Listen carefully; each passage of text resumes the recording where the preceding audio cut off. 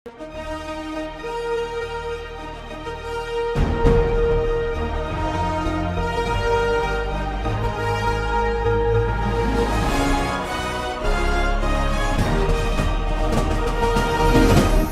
பார்த்து கொண்டிருப்பது உங்கள் ஜாஷ்வா டிவி. சகல ஜனங்களுக்கும் நற்செய்தி.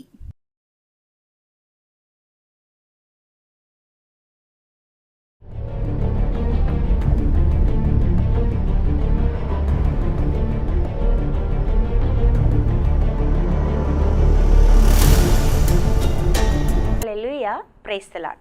கர்த்தருடைய பரிசுத்த நாமத்துக்கு ஸ்தோத்திரம் உண்டாவதாக.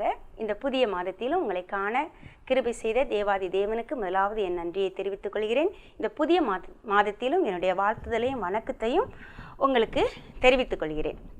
இந்த நாளிலும் நாம் தியானத்திற்கு முன்பாக தலைகளை தாழ்த்தி ஜெபம் பண்ணுவோம்.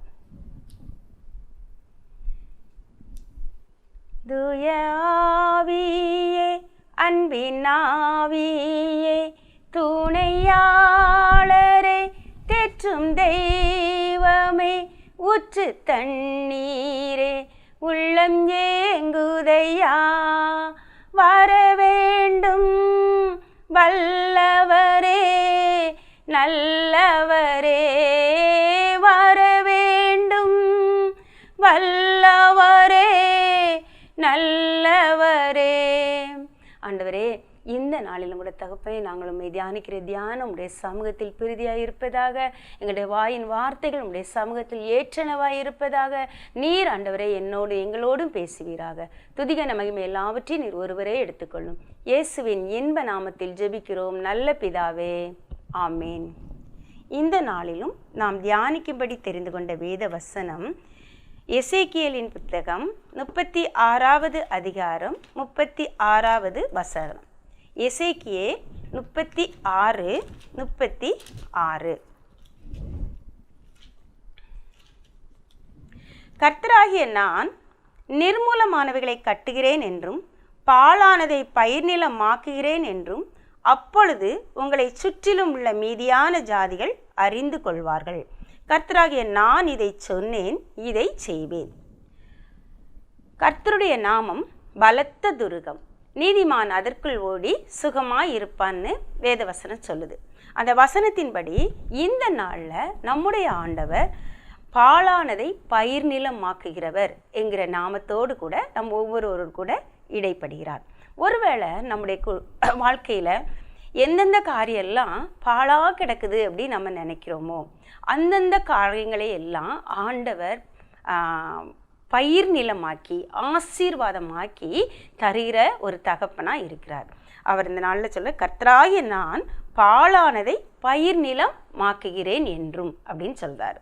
ஸோ நம்ம வாழ்க்கையில் எந்தெந்த பகுதி உள்ள தனிப்பட்ட வாழ்க்கையில் ஏதாவது ஒரு பகுதி, இல்லை ஆவிக்குரிய வாழ்க்கையில், பிள்ளைகளுடைய காரியங்களில், தொழிலின் காரியங்களில், ஊழிய காரியங்களில் ஏதோ ஒன்று பாழா போனதை போல் ஐயோ பாழாயிடுச்சே அப்படின்னு சொல்லி நீங்கள் அங்கலாய்ச்சிக்கிட்டு இருக்கலாம். ஐயோ இந்த காரியத்தை நான் இந்த பிரயாசம் எல்லாம் வீணாக போயிட்டே பாழாயிட்டே அப்படின்னு நினச்சிட்ருக்கலாம்.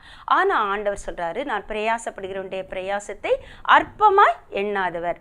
நீதிமானுடைய பிரயாசம் விருதாவாய் இராது. ஒருவேளை விருதாவாய் இருக்கிற மாதிரி சூழ்நிலைகள் காணப்பட்டாலும், பாழா போன மாதிரி சூழ்நிலைகள் காணப்பட்டாலும், நம்ம நொந்து போய் இருந்தாலும் கூட ஆண்டவர் இந்த நாளில் இந்த வார்த்தையோடு கூட நம்ம ஒவ்வொருவோடு கூட இடைப்படுகிறார். ஸோ நம்ம இந்த கர்த்தருடைய நாமமாகிய துருகத்துக்குள்ளே போய் நம்ம ஸ்தோத்திரம் பண்ணி அமர்ந்து இருக்கும்போது கர்த்தர் எதெல்லாம் நம்ம பாழா போச்சுன்னு நினச்சோமோ அதையெல்லாம் ஆண்டவர் என்ன செய்வார், ஒழுங்குபடுத்தி சீர்படுத்தி சிறப்படுத்தி பயிர் நிலமாக்கி நமக்கு ஆசீர்வாதமாக்கி தருவேன் என்று வாக்குரைக்கிறார். நம்ம எல்லாருக்கும் தெரிஞ்சபடி ஆதியாகமம் 1வது அதிகாரம் 2வது வசனம் 3வது வசனத்தை பார்த்தோன்னு சொன்னால், ஆதியாகமம் 1வது அதிகாரம் 2-3. பூமியானது ஒழுங்கின்மையும் வெறுமையுமாய் இருந்தது, ஆழத்தின் மேல் இருள் இருந்தது, தேவ ஆவியானவர் ஜலத்தின் மேல் அசைவாடி கொண்டிருந்தார். நம்ம எல்லாருக்கும் தெரியும், ஆதியில் தேவன் வானத்தையும் பூமியையும் படைக்கிறதுக்கு முன்பாக முதலாவது ஆண்டவர் வானத்தையும் பூமியையும் படைச்சிருந்தாரு. ஆனால் விழுந்து போன தூதர்கள் என்ன பண்ணாங்க அப்படின்னா, அவர் நேர்த்தியாக படைச்சிருந்த அந்த வானத்தையும் பூமியையும் சீர்குலைச்சி அந்த தள்ளப்பட்ட வேகத்தில் கோபத்தில் எல்லாத்தையும் ஒழுங்கின்மையும் வெறுமையுமா ஆக்கிட்டு போயிட்டாங்க. ஏன் நம்முடைய தேவன் வந்து சகலத்தையும் நேர்த்தியாய் செய்கிற தேவன். அவர் ஒழுங்கின்மையா வெறுமையா ஒன்றை படைக்கிற தகப்பன் இல்லை. ஆனால் தள்ளப்பட்ட தூதர்களால் அந்த பூமியானது ஒழுங்கின்மையும் வெறுமையுமா மாறிப்போச்சு. அப்படி மாறிப்போன அந்த பாழா போய் கிடந்த அந்த பூமியை மேலே ஆழத்தின் மேல் என்ன இருந்தால் இருள் இருந்துதான். அப்போ அங்கே பூமியில் என்னெல்லாம் காணப்பட்டுச்சு? ஒழுங்கின்மை காணப்பட்டுச்சு, வெறுமை காணப்பட்டுச்சு, இருள் காணப்பட்டுச்சு. ஜலத்தினா அந்த அங்கே இருந்த ஜலத்தில் ஆவியானவர் ஜலத்தின் மேல் அசைவாடி கொண்டிருந்தார் அப்படின்னு வேதவசனம் சொல்லுது. இப்போ இந்த நாட்களில் நம்முடைய இந்த பூமி எப்படி ஒழுங்கற்று சீரற்று வெறுமையாக இருளாக இருந்ததோ இதே போல் அநேகருடைய வாழ்க்கையில் பிரச்சனைகள் என்ன செய்யலாம்? காணப்படலாம். ஒழுங்கின்மை காணப்படலாம். எதுவுமே சரியாக நடக்கலையே, எல்லாமே மாறுபட்டு நடக்க, நான் ஒன்று நினச்சா அது ஒரு மாதிரி நடக்கு, நான் ஒரு திசையில் போனால் அது ஒரு திசையில் இழுத்துட்டு போகுது. நம்ம சொல்லுவாங்க, நம்ம வெட்டை கிழத்தோம்னா அவங்க தண்ணிக்கு இழுக்காங்க அப்படி சொல்லுவாங்க. அப்படி எல்லாமே ஒழுங்கின்மையாக காணப்பட்டுக்கிட்டு இருக்குது. அது மட்டும் இல்லை, வெறுமையாக காணப்படுது. எவ்வளவுதான் எனக்கு ஆசீர்வாதம் இருந்தாலும், எத்தனை தான் மனிதர்கள் இருந்தாலும், எத்தனை தான் சொந்த ஜனங்கள் இருந்தாலும், நான் ஒரு வெறுமையை என் உள்ளத்தில் உணருதேன் அப்படின்னு சொல்லி எத்தனையோ பேர் அங்கலாய்ச்சிக்கிட்டு இருக்கலாம். எங்கே திரும்பி பார்த்தாலும் வழி தெரியலை, அடுத்தால என்ன செய்யறதுன்னு தோணலை அப்படின்னு சொல்லி நினைக்கக்கூடிய அளவுக்கு இருள் காணப்பட்டுக்கிட்டு இருக்கலாம். ஸோ எந்தெந்த பகுதியில் ஒருவேளை ஒரு தாயா தன்னுடைய பிள்ளையை குறித்து நீங்கள் அங்கலாய்த்து கொண்டு இருக்கலாம். ஐயோ, என் பிள்ளையோட வாழ்க்கை இப்படி ஒழுங்கின்மையும் வெறுமையுமா இருக்கே, இருளாக தெரியுதே அவனுடைய எதிர்காலம், நான் என்ன செய்வேன் நீங்கள் அங்கலாய்த்து கொண்டு இருக்கலாம். பிள்ளைகளை குறித்து பெற்றோர் அங்கலாய்த்துக்கிட்டு இருக்கலாம். குடும்பத்தை குறித்து கணவனை குறித்து மனைவி அங்கலாய்த்து கொண்டிருக்கலாம். மனைவியை குறித்து கணவன் அங்கலாய்த்து கொண்டிருக்கலாம். இந்த மாதிரி பல விதத்தில் தொழிலில் காணக்கூடிய காரியங்கள், வேலை ஸ்தலத்தில் காணப்படக்கூடிய காரியங்கள், இப்படி எல்லா காரியத்திலையும் கூட காணப்படக்கூடிய ஒழுங்கின்மை வெறுமை இருளை குறித்து ஒவ்வொருவரும் அங்கலாய்த்து கொண்டிருக்கலாம். உங்களை நோக்கி தான் கர்த்தருடைய வார்த்தை வருகிறது. நான் பாழானதை பயிர் நிலமாக்குகிறவர். ஒருவேளை எப்படி இந்த ஒழுங்கின்மையும் வெறுமையும் இருளுமாய் இருந்த இந்த உலகத்து மேலே தேவ ஆவியானவர் அசைவாடி கொண்டிருந்தார். ஆழத்தின் மேல் அசைவாடி கொண்டிருந்த தேவ ஆவியானவர் அசைவாடி கொண்டிருந்தார்னு இருக்கு. அதே ஆவியானவர் அசைவாட நம்முடைய வாழ்க்கையில் நம்ம விட்டு கொடுக்கும்போது, ஆண்டவரே, அன்று ஆழத்தின் மேலே அசைவாடின ஆவியானவர், ஜலத்தின் மேலே அசைவாடின ஆவியானவர், பூமியின் மேலே அசைவாடி அசைவாடி அசைவாடி அந்த ஒழுங்கினங்களெல்லாம் ஒழுங்காக்கின ஆவியானவர் இன்று என்னுடைய ஜீவியத்தில் வாங்க ஏசப்பா, என்னுடைய ஜீவியத்தில் வாங்க, என்னுடைய குடும்ப வாழ்க்கையில் வாங்க, என்னுடைய பிள்ளைகளுடைய வாழ்க்கையில் வாங்க, என்னுடைய கணவனுடைய வாழ்க்கையில் வாங்க, என்னுடைய மனைவியுடைய வாழ்க்கையில் வாங்கன்னு சொல்லி எந்தெந்த பகுதியில் நமக்கு ஆவியானவருடைய அனுக்கிரகம் தேவைப்படுதோ அந்தந்த பகுதியெல்லாம் ஆண்டோட கரத்தில் ஒப்பு கொடுத்து, ஆவியானவரே, அன்று ஜலத்தின் மேல் அசைவாடிய ஆவியானவர் இன்று என் மேலும் நீர் அசைவாடுவீராக, எங்கள் மீது அசைவாடுவீராக என்று சொல்லி நம்ம வரவேற்போம். ஒருவேளை இந்த இடத்துல தேவ ஆவியானவர் ஜலத்தின் மேல் அசைவாடி கொண்டிருந்தார் அப்படிங்கிறது வேதவசனம் ஆங்கில வேதாகமத்தில் எப்படி இருக்குன்னா, அவர் வந்து அடைகாத்து கொண்டிருந்தார் அப்படின்னு இருக்கு. எப்படி ஒரு கோழி முட்டைகளை அடைகாக்கும் போது புதிய குஞ்சுகள் உருவாக்கப்படுதோ அதே போல ஆவியானவர் நம்முடைய ஜீவியத்தின் மேல அசைவாடும் போது நமக்குள்ள புதிய சுபாவங்கள், புதிய காரியங்கள், புதிய உள்ள பழைய காரியங்கள் போய் புதிய காரியங்கள். ஒருவேளை ஒரு முட்டை சும்மாவே ரொம்ப நாள் இருந்தால் அது கொஞ்ச நாளில் அது என்னதான் போயிடும்? கெட்டுப்போன முட்டையாக ஆயிரும். அதன் நிமித்தம் நாத்தமும் அருவருப்பும் தான் மிஞ்சும், தூக்கி தூர தான் போடுவோம். ஆனால் அதே முட்டை மேலே கோழி அசைவாடும் போது அந்த முட்டைக்குள்ளே ஜீவன் உருவாகுது, எலும்புகள் உருவாகுது, நரம்புகள் உருவாகுது, ஜீவன் உண்டாகுது, ஒரு புதிய உயிர் தோன்றுகிறது. அந்த உயிர் இன்னும் சந்தோஷத்தையும் சமாதானத்தையும் கொடுக்கக்கூடியதாக காணப்படுது. அதே போல தான் நம்முடைய வாழ்க்கையிலும் ஆவியானுடைய நம்ம வெறுமனே சும்மாவே உட்காந்து புலம்பிக்கிட்டு இருந்தோம்னா இன்னும் நம்முடைய காரியங்கள் பாழாதான் போகும், இன்னும் அது என்ன செய்யும்?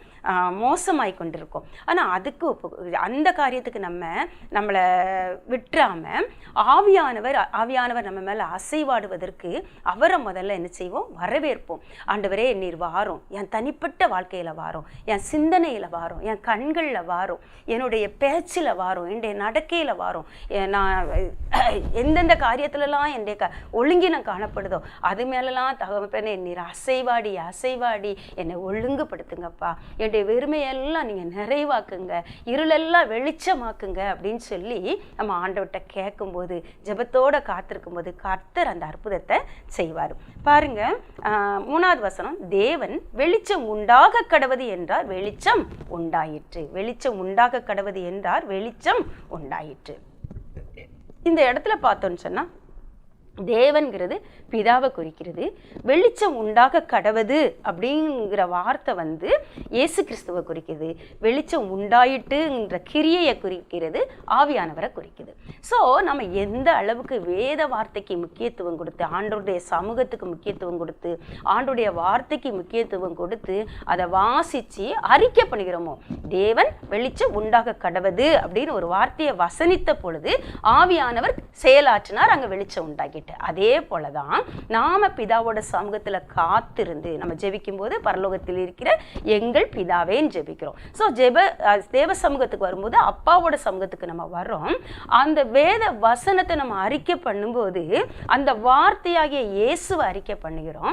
அப்படி அறிக்கை பண்ணும்போது வார்த்தையாகிய இயேசுவோட அந்த வார்த்தையை கேட்டு ஆவியானவர் செயல்பட ஆரம்பிக்கிறார். ஸோ நம்முடைய தேவ சமூகத்துல ஆண்டோடைய சமூகத்துல காத்திருந்து ஆண்டோடைய வார்த்தையை விசுவாசத்தோடு அறிக்கை பண்ணி அந்த வார்த்தைக்கு நம்முடைய பிரச்சனைகளை, காரியங்களை, எந்த காரியத்தில் நம்ம ஒழுங்கின்மையை உணர்றோமோ, எந்த காரியத்தில் நம்ம வெறுமையை உணர்ந்தோமோ, எந்த காரியத்தில் நம்ம இருளை உணர்ந்தோமோ, அந்த காரியங்களெல்லாம் ஆண்டுடைய சமூகத்தில் வச்சு ஆண்டுடைய வார்த்தையினால் அறிக்கை பண்ண ஆண்டவரே இந்த காரியத்தில் வெளிச்சம் உண்டாகட்டும், இந்த காரியத்தில் உடைய வெளிச்சம் உண்டாக கிடவது, தேவனே இந்த காரியத்தில் உடைய வெளிச்சம் உண்டாக கிடவது, இந்த காரியத்தில் உடைய நிறைவு உண்டாக கிடவது, இந்த காரியத்தில் உடைய ஒழுங்கு உண்டாக கிடவது, இயேசுவின் நாமத்தினாலே ஆமேன்னு சொல்லி நம்ம ஜெபிக்க ஆரம்பிக்கும் போது, அறிக்கை செய்ய ஆரம்பிக்கும் போது, ஆண்டவர் அற்புதம் செய்வார் என்று விசுவாசிக்கும் போது ஆவியானவர் நமக்காக காரியங்களை நேர்த்தியாய் செய்து முடிக்கிற தேவனாய் இருக்கிறார். பாருங்க, அந்த பூமி ஒழுங்கின்மையும் வெறுமையா இருந்தால் அவர் வெளிச்சம் உண்டாக்குன வார்த்தையை வசனிக்க ஒவ்வொரு நாளும் புதிய புதிய காரியங்கள் உருவாகி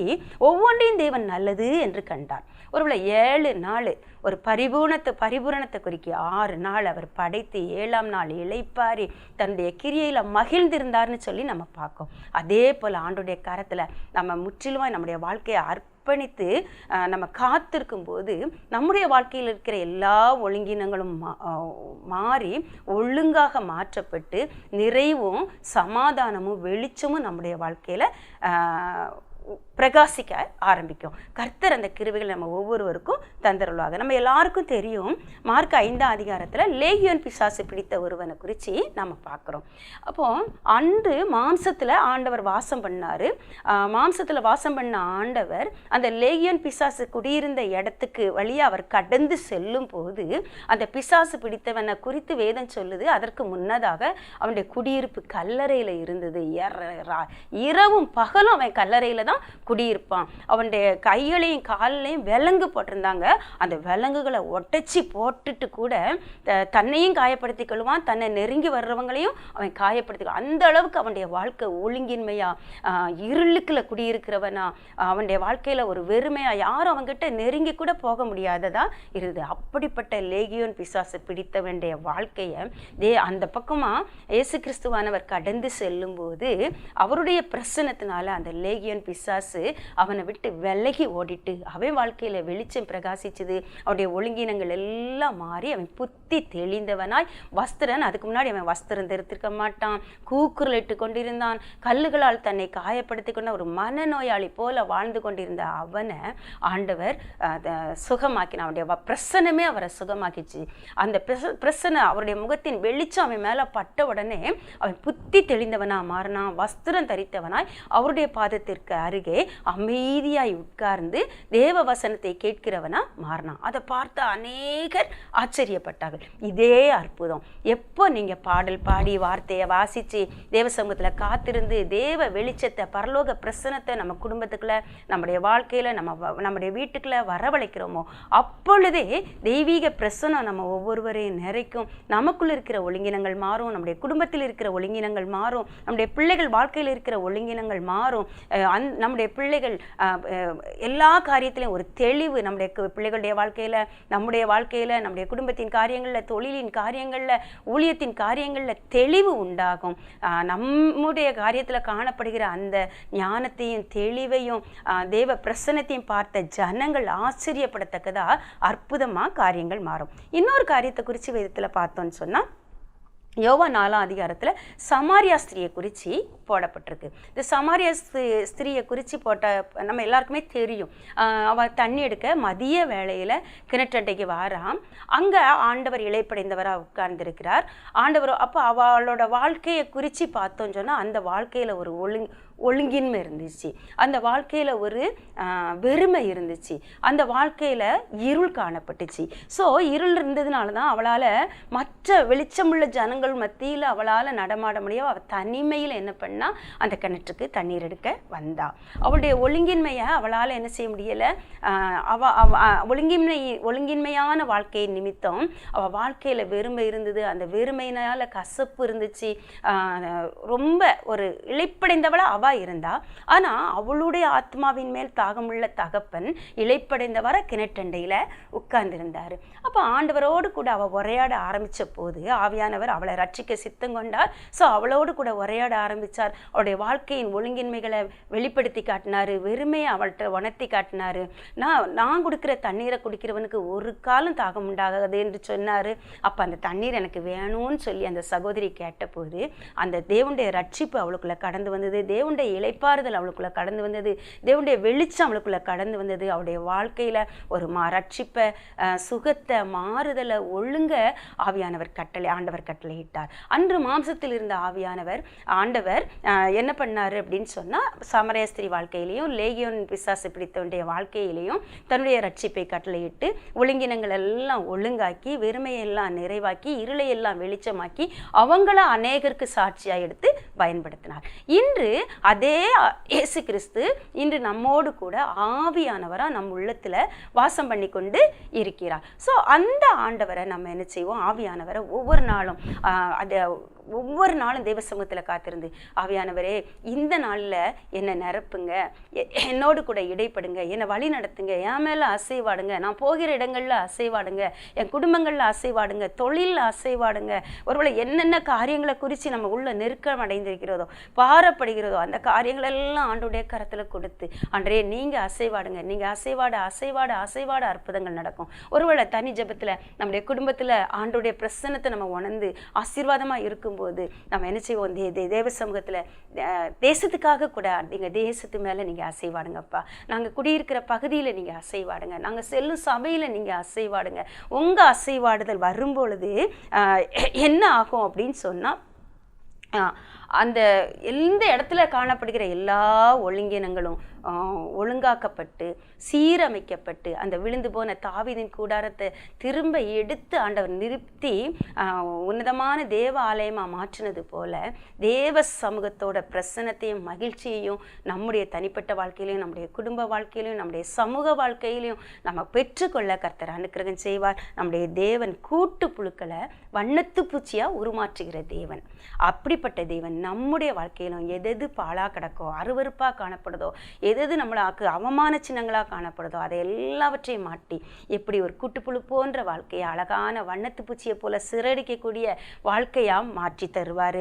அருவருப்புகளை அழகாக மாற்றுவார். அவமானங்களை ஆசீர்வாதமாக மாற்றி தருவார். கர்த்தர் தாமே இந்த வார்த்தையின்படி பாழானதை பயிரில்லமாக்கி ஒருவன் கிறிஸ்துவுக்குள் இருந்தால் புது சிருஷ்டியாக இருக்கிறான், பழையவைகள் ஒளிந்து போயின, எல்லாம் புதிதாயின என்ற வசனத்தின்படி சகலத்தையும் புதிதாக்கி உங்களை வாழ்ந்திருக்க செய்வாராக. கர்த்தர் தாமே இந்த வார்த்தையை அப்படியே உங்கள் தனிப்பட்ட வாழ்க்கையிலும் குடும்ப வாழ்க்கையிலும் நிறைவேற்றி தம்முடைய நாமத்தை மகிமைப்படுத்த போகிறதற்காக தேவனுக்கு நான் ஸ்தோத்தரிக்கிறேன். தலைகளை தாழ்த்தி ஜெபம் பண்ணுவோம்.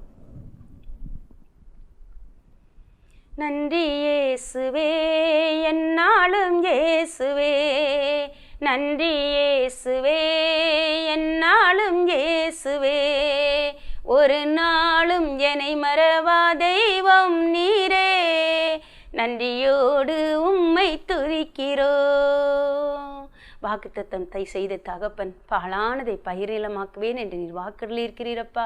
எந்தெந்த உள்ளங்கள் நெருக்கத்தோடு ஆண்டவரே பாரத்தோடு இந்த செய்தியை கேட்டுக்கொண்டிருக்கிறார்களோ அவர்கள் குடும்பத்துக்குள்ள ஆவியானவர் பாழானதை பயிர் நிலமாக்குகிறவராய் கடந்து செல்வீராக. உடைய விடுதலையின் ஆவியானவர் கடந்து செல்வாராக. அந்த குடும்பங்களின் மீது அசைவாடுவீராக. இதை கேட்டுக்கொண்டிருக்கிற ஒவ்வொருவர் மீதும் ஆவியானவர் நீர் அசைவாடுவீராக. அந்த குடும்பங்களின் மீது அசைவாடுவீராக, வீட்டின் மீது அசைவாடுவீராக, அவருடைய தொழிலின் மீது அசைவாடுவீராக, ஆண்டவரே வியாதியின் மீது அசைவாடுவீராக. இயேசுவின் நாமத்தினால சுகத்தை, அற்புதத்தை, ஒழுங்க ஆண்டவரே நிறைவை நாங்கள் எடுத்துக்கொள்கிறோம். ஆண்டவரே இந்த குடும்பத்துக்கு ஆண்டவரே அப்பா நீ நிறைவை வாக்களியதற்காய் நன்றி. சுதந்திரத்துக் கொள்ள பூரண கிருபையை நீர் கட்டளையிடுவதற்காய் நன்றி. துதிகன மகிமை எல்லாவற்றையும் ஒருவரே எடுத்துக்கொள்ளும். இயேசுவின் இன்ப நாமத்தில் ஜெபிக்கிறோம் நல்ல பிதாவே, ஆமேன்.